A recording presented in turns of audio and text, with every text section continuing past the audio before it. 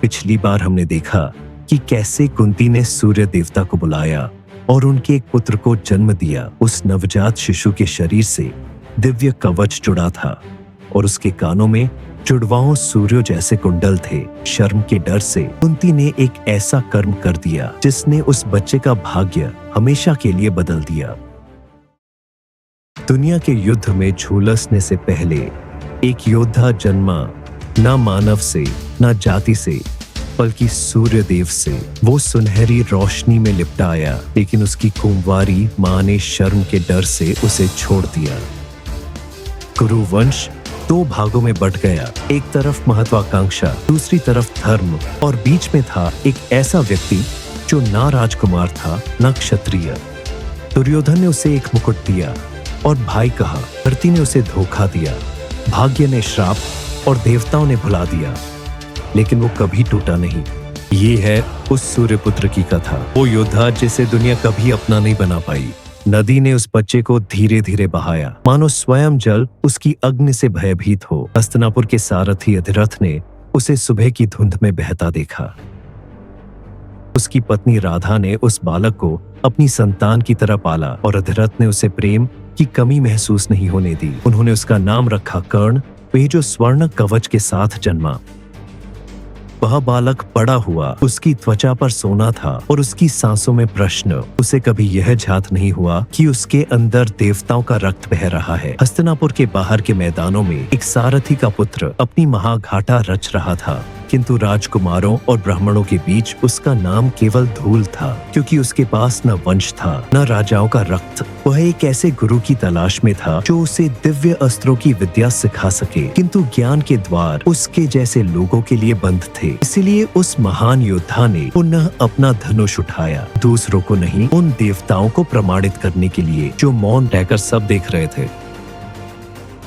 ज्ञान के उस वन में जहां राजकुमारों को पढ़ाया जाता था, वह सारथी का पुत्र एक टीचर की खोज में पहुंचा। हस्तिनापुर के राज परिवार के वेपन्स मास्टर ऋषि द्रोण से सीखने के लिए। तुम्हारा नाम क्या है बालक, और तुम्हारे पिता कौन है? द्रोण ने पूछा। अधिरथ, हस्तिनापुर के सारथी। कर्ण की आवाज धीमी थी किंतु स्थिर थी। तुम सूत पुत्र हो, तुम ब्रह्मास्त्र धारण करने योग्य नहीं हो, ऋषि ने कहा और मुंह मोड़ लिया। कर्ण मौन हो गया और अकेला खड़ा रहा। धर्म का द्वार उसके लिए बंद हो गया।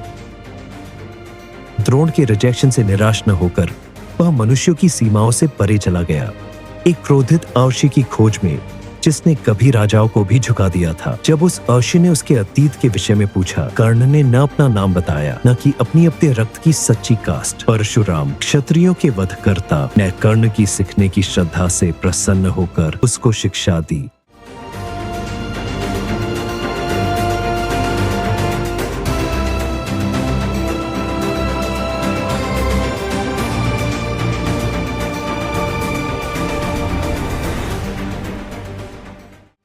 एक दिन अभ्यास के बाद एक कीट ने कर्ण की जांघ में काट लिया। कमजोर न प्रतीत होने हेतु वह मौन पीड़ा सहता रहा। परशुराम ने तब सत्य को जान लिया, कोई ब्राह्मण इतनी पीड़ा को मौन रहकर सहन नहीं कर सकता।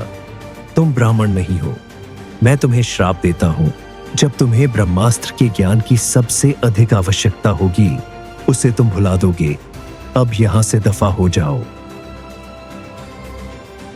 अगले कुछ वर्षों तक कर्ण ने स्वयं को कठोरता से प्रशिक्षित किया। भूले भटके खेतों में और गांवों में एक दिन उसने एक बच्ची को रोते हुए सुना। रूह की उस शांति में भी कर्ण दूसरों के दर्द के प्रति अंधा नहीं था। उस बालिका के लिए घी की एक बूंद भी जैसे संपूर्ण संसार थी। कर्ण ने करुणा से उसकी सहायता की और अपनी दया से जैसे जादू रच दिया, किंतु इस दया में उसने पृथ्वी देवी को पीड़ा दी और धरती अपने आघात को कभी नहीं भूलती।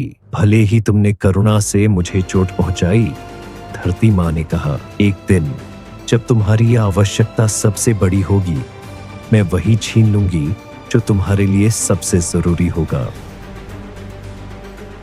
कर्ण बस निराशा से देखता रहा जब पृथ्वी गायब हो गई, किंतु जब उसने घी से भरा घड़ा उस बालिका को लौटाया, उसकी राहत ने उसे उस श्राप को भुला दिया। एक दिन वन के मौन में कर्ण ने एक दिव्य बाण एक छाया पर छोड़ा, किंतु उसने जो मारा वह कोई हिंसक पशु नहीं था, वह एक शांत गाय थी। वृद्ध ब्राह्मण आया, उसकी आंखों में पिघले लोहे जैसे आंसू थे और उसने कर्ण को श्राप दिया, तुम भी इसी गाय की भांति असहाय और शस्त्रहीन होकर मृत्यु को प्राप्त करोगे।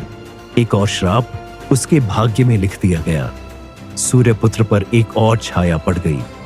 अपने लिए केवल शोक और पश्चाताप की अनुभूति के साथ कर्ण वहां से चला गया।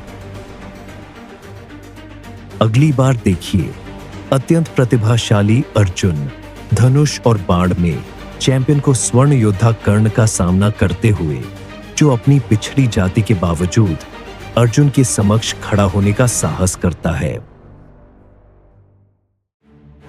यह सिर्फ एक एपिक नहीं बल्कि एक ब्रह्मांड है।